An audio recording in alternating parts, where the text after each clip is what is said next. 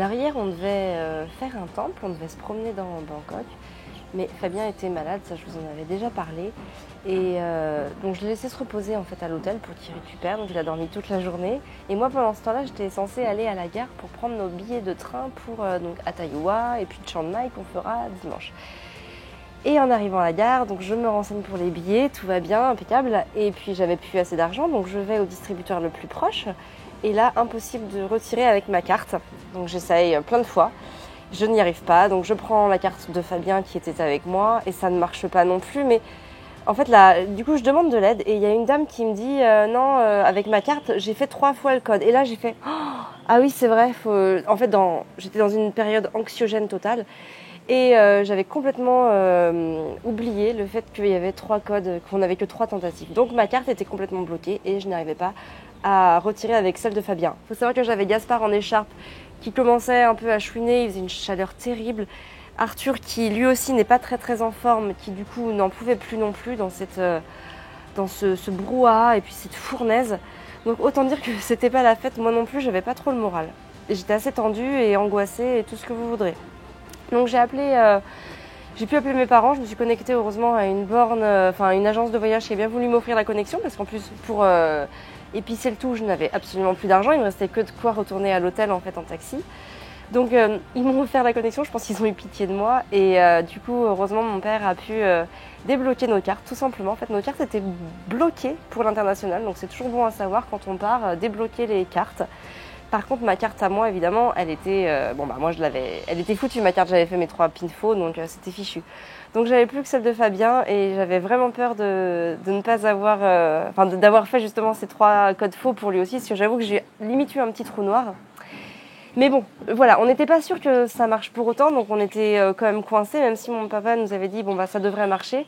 Et heureusement, le père de ma belle-sœur habite à Bangkok et il a été formidable parce qu'il est venu à notre hôtel et du coup nous a dépanné en attendant que notre carte remarche. Et dès le soir même, je suis allée retirer de l'argent pour vérifier que notre carte marchait et elle marchait.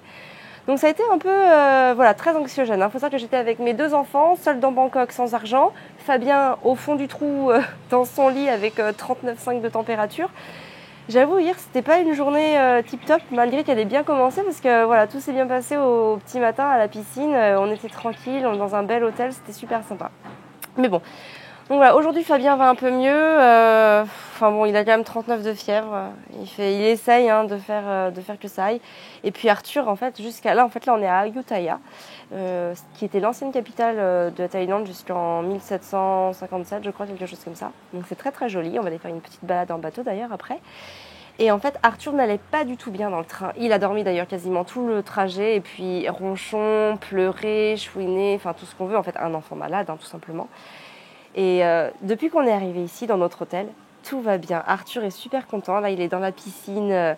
L'eau est très chaude dans la piscine, ça rafraîchit à peine. Mais c'est pas grave, il est bien, c'est calme par rapport au bruit de Bangkok. Et en fait, ça fait vraiment le parallèle avec une vidéo que j'avais déjà faite sur les crises dans les magasins. En fait, c'est un peu le même principe. Bangkok, c'est une énorme ville.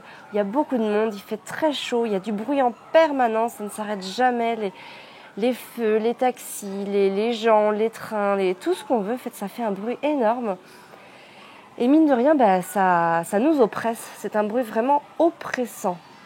Et en fait, de se retrouver ici dans une petite ville, tout le monde va mieux. Même si Fabien a encore de la température, même si Arthur a un tout petit 38, je pense qu'il a... Tout à l'heure, je lui ai pris sa température, il avait 37,6. Et en fait, il va beaucoup mieux. Il va beaucoup mieux parce qu'on respire ici, en fait. C'est calme. Il fait un peu moins... il fait aussi chaud, mais on n'a pas cette chaleur étouffante due aussi à la pollution et puis à la pollution sonore aussi, tout simplement. Donc voilà, on est vraiment bien et tout le monde va mieux. Donc je pense que c'est quelque chose qui est vraiment intéressant de voir que les enfants, plus on les met dans des endroits stressants, oppressants, avec beaucoup de bruit, en fait, ils calquent leur comportement avec l'ambiance en fait générale. Si on offre une ambiance calme à son enfant, il va avoir tendance à être beaucoup plus calme et au contraire Si on offre une ambiance stressante, oppressante et pleine de bruit, on va avoir un enfant qui va être beaucoup plus agité, qui va beaucoup plus pleurer, qui va beaucoup plus solliciter notre attention parce qu'il aura besoin aussi de ses repères. En fait, il se retrouve face à un environnement un peu hostile et du coup, il va nous solliciter davantage. C'est ce qui s'est passé hier à la gare. Il n'arrêtait pas de demander mon attention. Mais moi, mon attention était en plus focalisée sur le problème que j'avais à régler. Donc du coup, vous imaginez bien les conséquences, c'est que j'avais un petit Arthur qui n'arrivait plus à contenir ses émotions et du coup qui pleurait, qui geignait, qui me sollicitait en permanence et ça a été vraiment un moment très très dur.